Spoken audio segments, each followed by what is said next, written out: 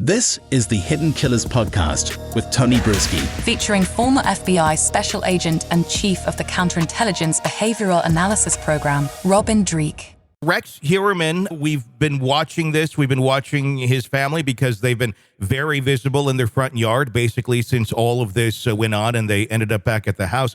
But Asa Ellerup, she doesn't cease to surprise me, quite honestly, with some of the requests, some of the statements that have been made thus far. And in no way am I saying she had anything to do with this. But again, it's kind of one of those, really? Are we going to throw a stink about this? The stink that we're hearing is she wants her guns back, or all of the guns, the hundreds of guns that were seized from the property of the man that they believe is the serial killer. But she wants them back because she thinks they're marital property and worth hundreds of thousands of dollars. She may have a point, but at the same point, we're pretty much in the middle of a very active investigation into her husband.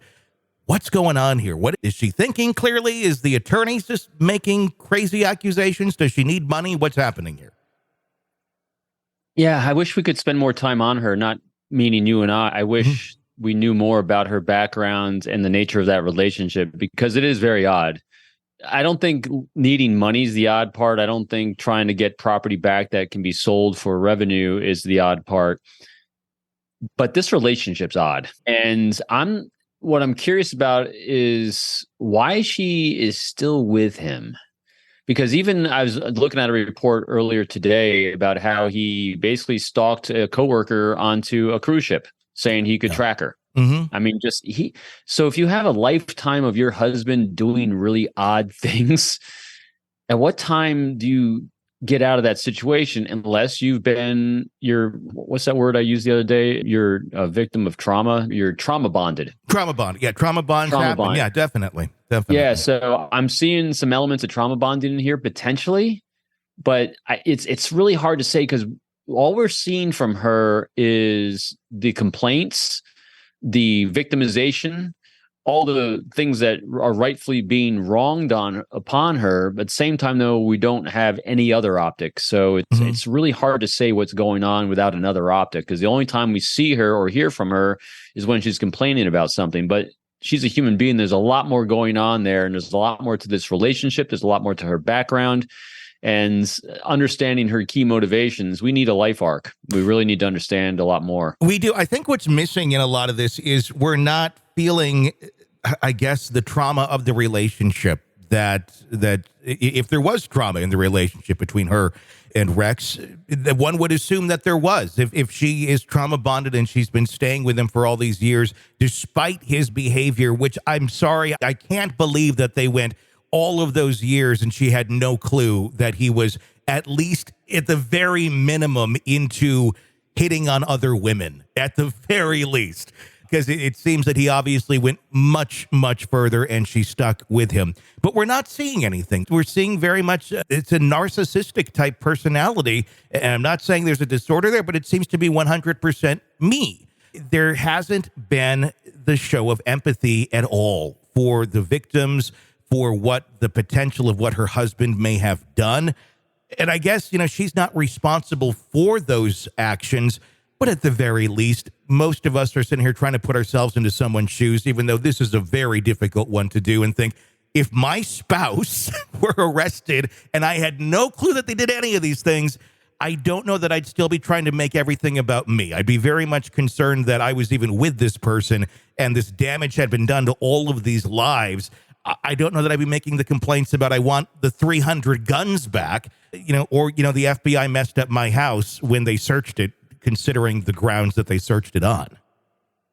So let's reverse it again. Yeah.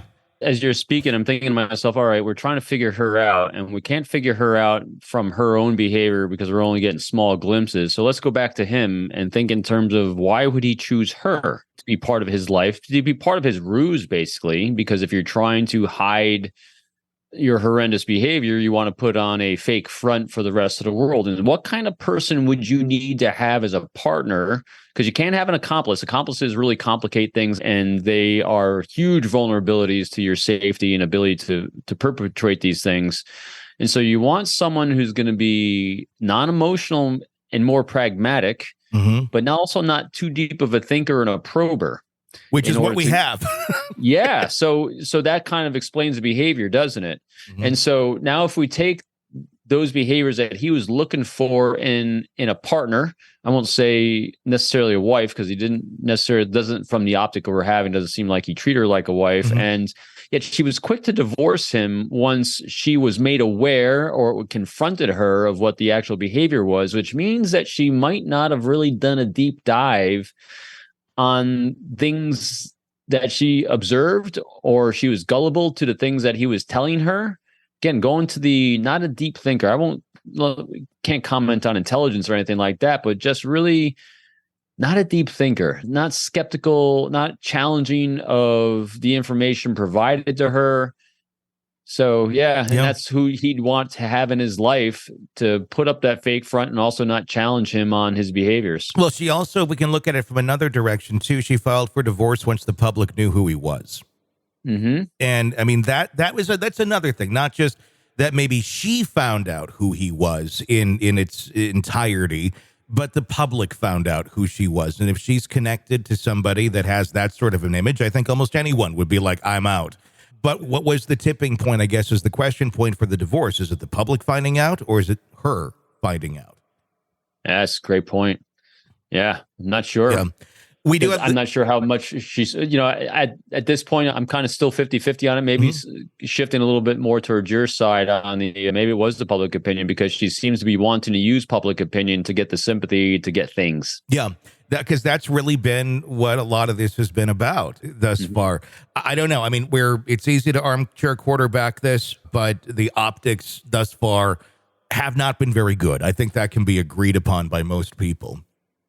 Yeah, which also demonstrates that she doesn't have a lot of. So it might be her compulsion and desire to utilize public opinion in these ways, and public opinion matters to her, but she doesn't have any reps in doing it because she's falling flat with all the attempts. You're consuming the Hidden Killers podcast. Want more? Start binging on all of our true crime podcasts right now through Apple Podcasts, and get an ad-free experience when you sign up to be a True Crime Today Premium Plus member, exclusively on Apple Podcasts. More of the Hidden Killers podcast, dropping soon. Press subscribe now.